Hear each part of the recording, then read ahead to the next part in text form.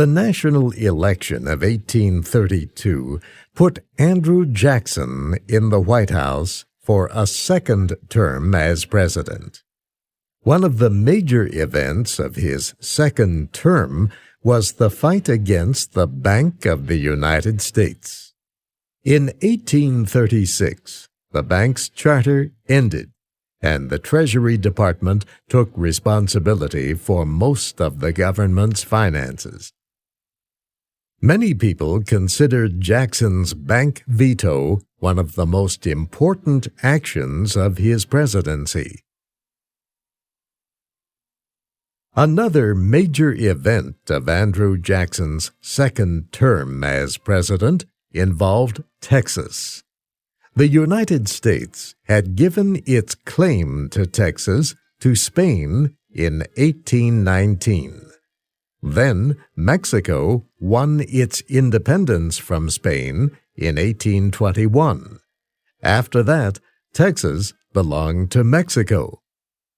During the 1820s, Americans poured into Texas. Most of the settlers came from the states of Tennessee, Mississippi, and Louisiana.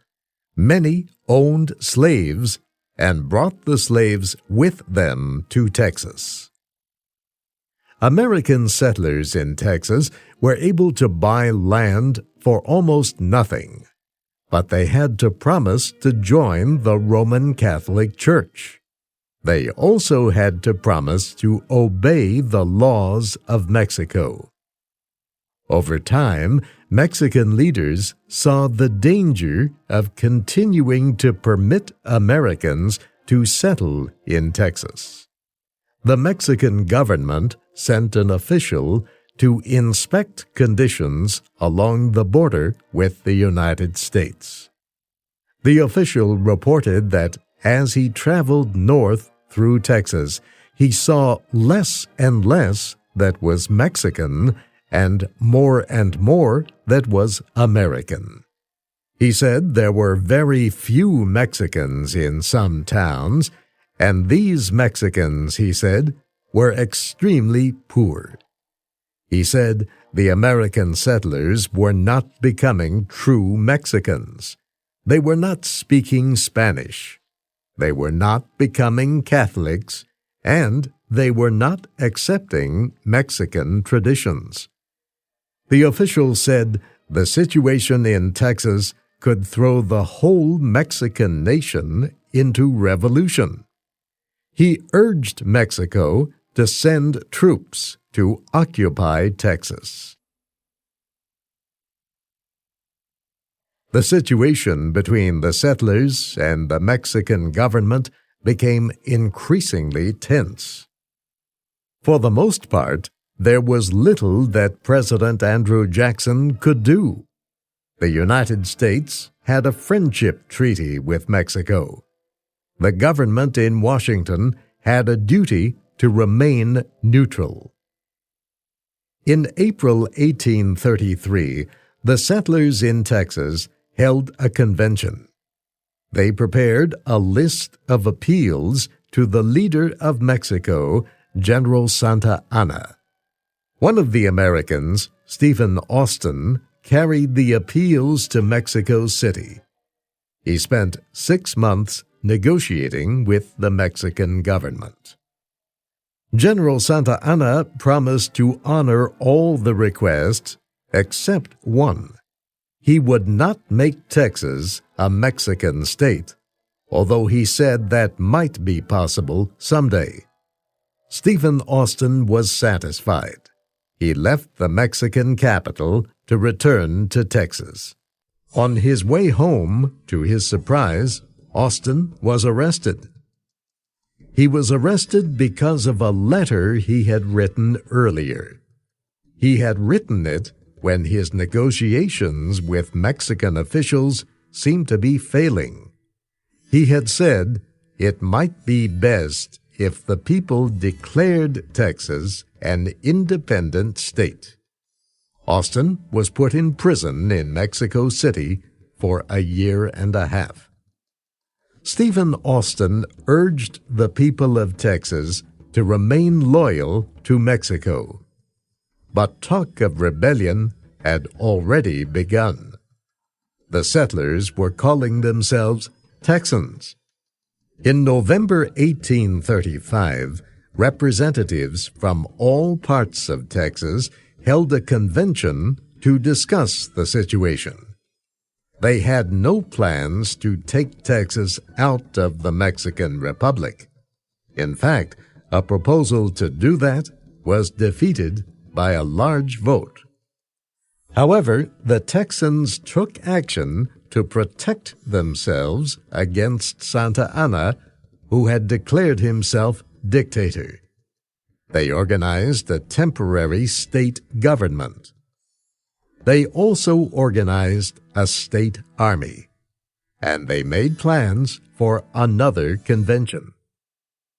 Before the Texans could meet again, Santa Anna led an army of 7,000 men across the Rio Grande River into Texas. The first soldiers reached San Antonio on February 23rd. The Texas forces withdrew to an old Spanish mission church called the Alamo. On March 1st, the Second Texas Convention opened. This time, the representatives voted to declare Texas a free, independent, and sovereign republic. They wrote a constitution based on the Constitution of the United States. They created a government. David Burnett became president. Sam Houston was to continue as commander of Texas forces. On the second day of the convention, a letter came from the Alamo in San Antonio. The letter was addressed to the people of Texas and all Americans. The commander of Texas forces at the Alamo, Lieutenant Colonel William Barrett Travis, wrote, "I am besieged by 1,000 or more of the Mexicans under Santa Anna.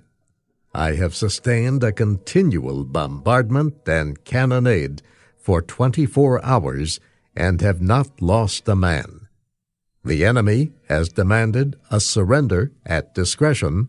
Otherwise, the garrison are to be put to the sword if the fort is taken. I have answered the demand with a cannon shot, and our flag still waves proudly from the walls. I shall never surrender or retreat." The letter from the Alamo closed with the words, "Victory or death." Representatives at the convention wanted to leave immediately to go to the aid of the Texans at the Alamo. But Sam Houston told them it was their duty to remain and create a government for Texas. Houston would go there himself with a small force. The help came too late for the 189 men, perhaps even more, at the Alamo. The defenders included some Tejanos, or Hispanic Texans, and the famed frontiersman Davy Crockett. Santa Anna's forces captured the mission on March 6th. When the battle ended, not a single one of the defenders was still alive. Sam Houston ordered all Texas forces to withdraw to the northeast, away from the Mexican army. One group of Texans did not move fast enough. Santa Anna trapped them. He said the Texans would not be harmed if they surrendered. They did. 1 week later, they were marched to a field and shot. Only a few escaped to tell the story. Santa Anna then moved against Sam Houston. He was sure his large army could defeat the remaining Texas force. President Andrew Jackson and Sam Houston were close friends. When told of Houston's retreat, the president pointed to a map of Texas. He said, "If Sam Houston is worth anything, he will make his stand here." Jackson pointed to the mouth of the San Jacinto River. The Battle of San Jacinto began at 4 o'clock in the afternoon. There were about 800 Texans. There were twice as many Mexicans. The Mexicans did not expect the retreating Texans to turn and fight, but they did. Shouting, "Remember the Alamo!" the Texans ran at the Mexican soldiers. 18 minutes later, the battle was over. Santa Anna's army was destroyed. On May 14, 1836, Texas President David Burnett and General Santa Anna signed a treaty. The treaty made Texas independent from Mexico. Historian Daniel Feller says President Jackson had to be careful when responding to the situation in Texas. Whether or not Jackson approved of the insurrection in Texas, whether or not he saw it as complicating or easing the path toward eventual assimilation of Texas, there's no doubt that he wanted Texas as part of the United States. Jackson did not want Mexico to blame the United States for the revolution, even though the American government had been trying to buy Texas for many years. Jackson believed the country should spread as far west as it could. But he also worried that giving statehood to Texas would deepen the split between the northern and southern states. Texas would be a state where slavery was permitted.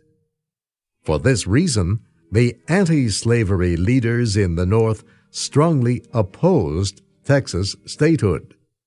Jackson told a representative from Texas, William Wharton, that there was a way that statehood for Texas would bring the North and South together instead of splitting them apart. Jackson said Texas should claim California. The fishing interests of the North and East, said Jackson, wanted a port on the Pacific coast. Offer it to them, the president said, and they will soon forget that Texas is a slave state. Jackson and Wharton held this discussion just 3 weeks before the end of the president's term. Wharton spent much time at the White House. He also worked with congressmen urging the lawmakers to recognize Texas. He was able to get Congress to include in a bill a statement permitting the United States to send a minister to Texas. This bill was approved 4 days before the end of Jackson's term. On the afternoon of March 3, 1837, Jackson agreed to recognize the new republic led by his old friend Sam Houston. 9 years would pass before Texas became an American state. Jackson's presidency was almost over.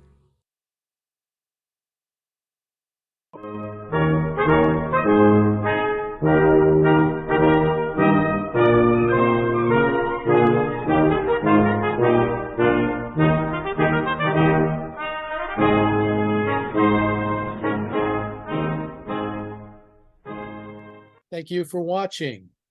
Can you do me a favor? Please leave a comment in the comments section below. That would really help. Thank you, and see you again soon.